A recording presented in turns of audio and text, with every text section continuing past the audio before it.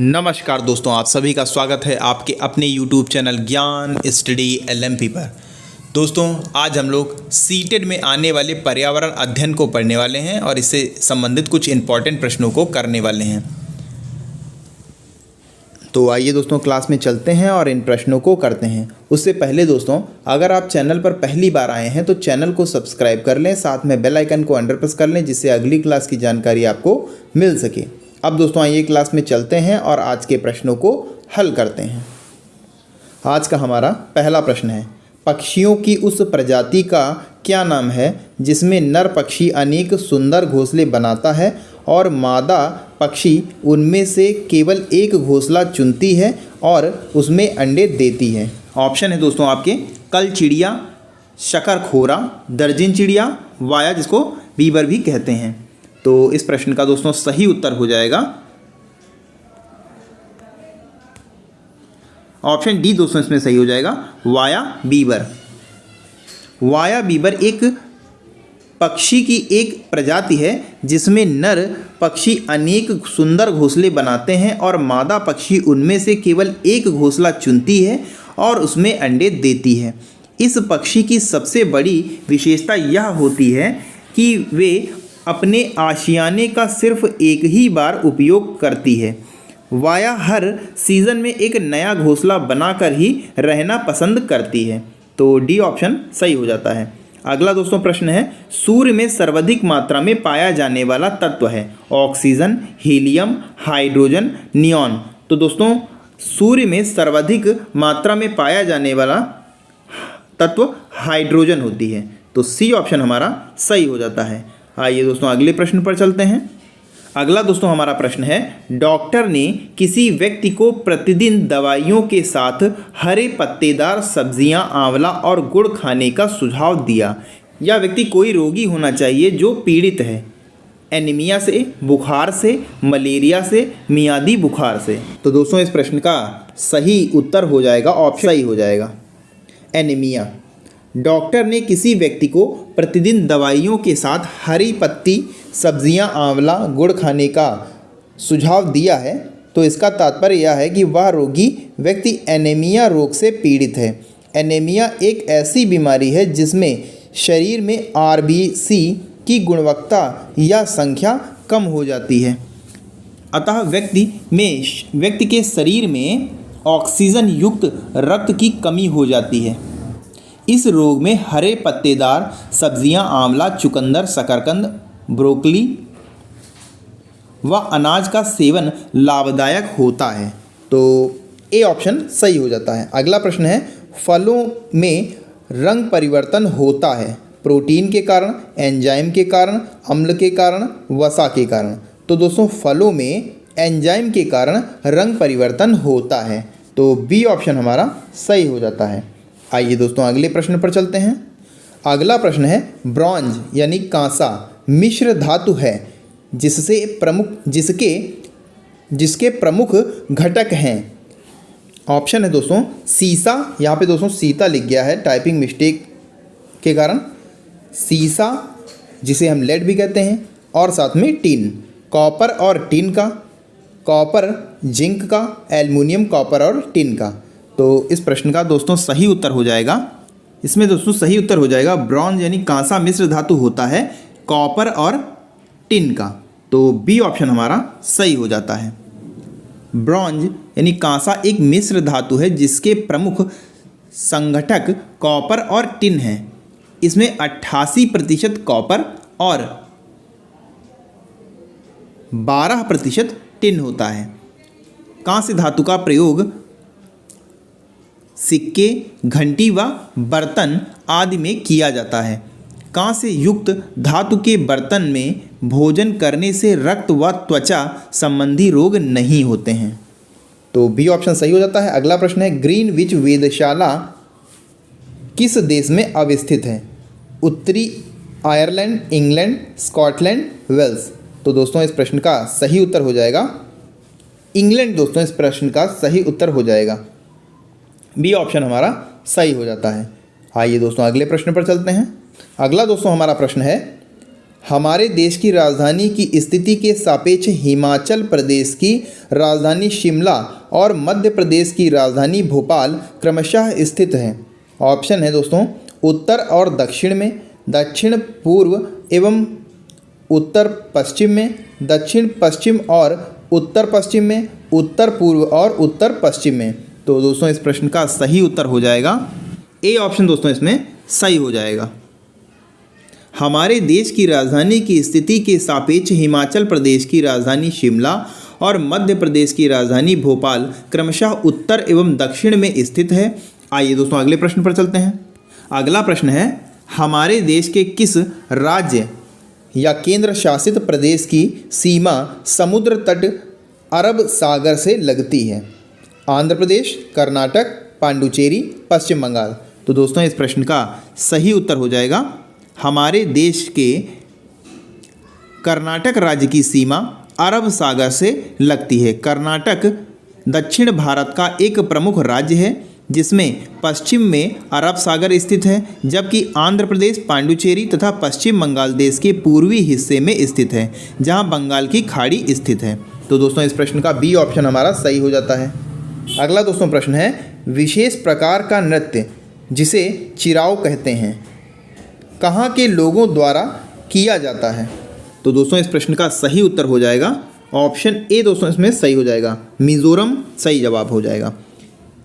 चिराव या चेरव नृत्य मिजोरम राज्य के लोगों का प्रमुख नृत्य है। इस नृत्य को बांस नृत्य के रूप में भी जाना जाता है क्योंकि नृत्य करते समय बांस का उपयोग किया जाता है। इस नृत्य को 6 से 8 लोगों द्वारा बांस की एक जोड़ी पर दूसरी बांस की जोड़ी को क्षैतिज रूप में जमीन पर रखकर विशेष अवसरों जैसे फसल की अच्छी पैदावार पर प्रदर्शित किया जाता है। तो ए ऑप्शन सही हो जाता है। आइए दोस्तों अगले प्रश्न पर चलते हैं। अगला दोस्तों प्रश्न है उस महिला व्यायामी खिलाड़ी का क्या नाम है जिसने 12 वर्ष की आयु में ही वजन उठाने का अभ्यास प्रारंभ कर दिया था, 130 किलोग्राम का वजन उठाने में सफलता प्राप्त की तथा अंतर्राष्ट्रीय प्रतिस्पर्धा में 29 मेडल जीत चुकी हैं? ऑप्शन है दोस्तों सुनीता विलियम, वाहिद प्रिज्मा, बछेंद्री पाल और डी ऑप्शन में है कर्णव मल्लेश्वरी। तो दोस्तों इस प्रश्न का सही उत्तर है ऑप्शन डी ही दोस्तों इसमें सही हो जाएगा, कर्णव मल्लेश्वरी। तो डी ऑप्शन हमारा सही हो जाएगा। कर्णव मल्लेश्वरी ने 12 वर्ष की आयु से ही वज़न उठाने का अभ्यास कर दिया था, 130 किलोग्राम तक वज़न उठाने में सफलता प्राप्त की तथा अंतर्राष्ट्रीय प्रतिस्पर्धा में 29 मेडल जीते हैं। कर्णव मल्लेश्वरी भारत की पहली महिला भारोत्तोलक हैं। वे ओलंपिक खेलों में सिडनी 2000 में कांस्य पदक जीतने वाली प्रथम महिला खिलाड़ी हैं। इनका जन्म की अगर बात करें तो इनका जन्म 1 जून 1975 को श्रीकाकुलम में हुआ था। तो डी ऑप्शन सही हो जाता है। अगला प्रश्न है ओजोन पाई जाती है समताप मंडल में, मध्य मंडल में, क्षोभ मंडल में, आयन मंडल में? तो दोस्तों ओजोन समताप मंडल में पाई जाती है। तो ए ऑप्शन दोस्तों हमारा सही हो जाता है। आइए दोस्तों अगले प्रश्न पर चलते हैं। अगला दोस्तों प्रश्न है मसालों का वह समूह जिसके प्रत्येक सदस्य को केरल में उगाया जाता है कौन सा है? ऑप्शन है दोस्तों ए ऑप्शन में है काली मिर्च, हल्दी, तेजपत्ता, बी ऑप्शन में है तेजपत्ता, काली मिर्च, इलायची, सी ऑप्शन में है जीरा, लाल मिर्च, तेजपत्ता और डी ऑप्शन में है जीरा, काली मिर्च, इलायची। तो दोस्तों इस प्रश्न का सही उत्तर हो जाएगा मसालों का वह समूह जिसे केरल में उगाया जाता है वह है तेजपत्ता, काली मिर्च और इलायची। तो दोस्तों बी ऑप्शन हमारा सही हो जाता है। केरल भारत में इलायची और काली मिर्च का सबसे बड़ा उत्पादक है। इलायची के मामले में रानी कहा जाता है, यानी इलायची के मामले में इसे रानी कहा जाता है। अगला प्रश्न है दोस्तों ईवीएस के संदर्भ में बच्चा अपने वातावरण को निम्न में से किस ढंग से देखता है? उसके पृथक रूप से, उसके समग्र रूप से, उसके साधारण रूप से, उसकी थीम के रूप में? तो दोस्तों इस प्रश्न का सही उत्तर हो जाएगा ईवीएस के संदर्भ में बच्चा अपने वातावरण को उसके समग्र रूप में देखता है। बच्चा अपने वातावरण से भली भांति प्रभावित होता है, अतः वह अपने वातावरण का समग्र रूप से आकलन करता है। तो बी ऑप्शन दोस्तों हमारा सही हो जाता है। आइए दोस्तों अगले प्रश्न पर चलते हैं। अगला दोस्तों प्रश्न है ईवीएस के पाठचर्या के रूप रूपरेखा निम्न आधार पर बनाई गई है। ऑप्शन है दोस्तों विषय वस्तु पर, पाठ्यक्रम पर, विषय वस्तु एवं पाठ्यक्रम दोनों पर और थीम पर। दोस्तों डी ऑप्शन में है। तो इस प्रश्न का सही जवाब हो जाएगा ईवीएस के पाठ्यक्रम की रूपरेखा थीम अर्थात प्रकरण के आधार पर बनाई गई है। इसमें 6 थीम परिवार व मित्र, आसपास का वातावरण, भोजन, आवास, जल, यात्रा, कुछ करना और बनाना रखी गई है। तो इस प्रकार दोस्तों डी ऑप्शन हमारा सही हो जाता है। अगला प्रश्न है पर्यावरण के अजैविक घटकों के अंतर्गत सम्मिलित हैं जल, मृदा, वायु, ये सभी। तो दोस्तों पर्यावरण के अजैविक घटक के रूप में ये सभी दोस्तों सम्मिलित हैं। तो डी ऑप्शन दोस्तों हमारा सही हो जाएगा। आइए दोस्तों अगले प्रश्न पर चलते हैं। अगला दोस्तों हमारा प्रश्न है एक ईवीएस की अध्यापिका को अपनी ईवीएस की कक्षा में निम्न में से किस चुनौती का सामना करना पड़ सकता है। 4 दोस्तों पहले कथन दिए हैं, फिर कूट दिया हुआ है और आपको बताना है इनमें से कौन कौन से कथन सही हैं। ए नंबर के कथन में है कक्षा की बहुसांस्कृतिक आयाम, प्रत्येक बी में है प्रत्येक विद्यार्थी की भावना, सी में है प्रत्येक के समुदाय, संस्कृति एवं जीवन शैली और डी में है कक्षा के अनुशासन एवं उसकी व्यवस्था। तो दोस्तों इस प्रश्न का सही उत्तर हो जाएगा एक ईवीएस की अध्यापिका को अपनी ईवीएस कक्षा में जिन चुनौतियों का सामना करना पड़ता है वह है कक्षा के बहुसांस्कृतिक आयाम, प्रत्येक विद्यार्थी की भावनाएं, प्रत्येक के समुदाय, संस्कृति और जीवन शैली। एक कक्षा में विभिन्न संस्कृतियों के छात्र होते हैं जिनकी भावनाएं तथा जीवन शैली भी अलग अलग होती है, जो अध्यापिका को कक्षा के समन्वय करने में चुनौती पेश करती है। कक्षा के अनुसार तथा कक्षा की व्यवस्था विस्तृत क्षेत्र है जो कि कक्षा के विभिन्न अध्यापकों और छात्रों के समन्वय से स्थापित होता है। तो दोस्तों इस प्रकार डी ऑप्शन हमारा सही हो जाता है। आइए दोस्तों अगले प्रश्न पर चलते हैं। अगला दोस्तों हमारा प्रश्न है प्राथमिक स्तर में ईवीएस पढ़ाने का सबसे उपयुक्त लक्ष्य है। दोस्तों यहाँ पर थोड़ा गलत टाइपिंग है, ऑप्शन में ईवीएस है, यहाँ पर टीवीएस लिख गया है, यहाँ पर ईवीएस हो जाएगा। ईवीएस के विभिन्न प्रयत्न के वर्णन एवं परिभाषाएं विकसित करना, अपने वातावरण का अन्वेषण करने के लिए विद्यार्थियों को पर्याप्त अवसर देना, सी ऑप्शन में है विद्यार्थियों को ईवीएस के प्रत्यय को सीखने के लिए सहायक होना और डी ऑप्शन में शिक्षक द्वारा साझा की हुई ठोस जानकारी द्वारा विद्यार्थियों को ईवीएस सीखने के लिए प्रोत्साहित करना। तो दोस्तों इस प्रश्न का सही उत्तर हो जाएगा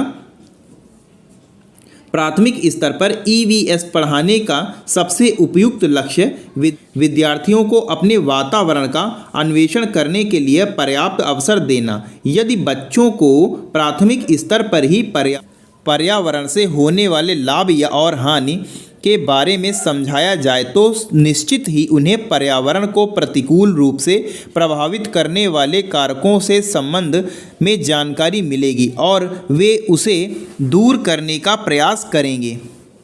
तो इस प्रकार दोस्तों बी ऑप्शन हमारा सही हो जाता है। आइए दोस्तों अगले प्रश्न पर चलते हैं।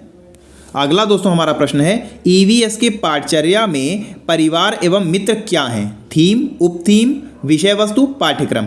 तो दोस्तों इस प्रश्न का सही उत्तर हो जाएगा थीम हो जाएगा। इस प्रश्न का सही उत्तर ए ऑप्शन हमारा सही हो जाएगा। ईवीएस की पाठचर्या में मित्र और परिवार एक थीम होते हैं। ईवीएस में परिवार एवं मित्र की महत्वपूर्ण भूमिका के कारण उन्हें विशेष दर्जा प्राप्त है। तो ए ऑप्शन सही हो जाता है। अगला प्रश्न है हरे पौधे होते हैं प्राथमिक उत्पादक, द्वितीयक उत्पादक, तृतीयक उत्पादक, सर्वाहारी उत्पादक। तो दोस्तों हरे पौधे उत्पादक की श्रेणी में प्राथमिक उत्पादक होते हैं। तो ए ऑप्शन दोस्तों हमारा सही हो जाता है। आइए दोस्तों अगले प्रश्न पर चलते हैं। दोस्तों अगला प्रश्न है 20 नंबर का प्रश्न है और आज का हमारा अंतिम प्रश्न है।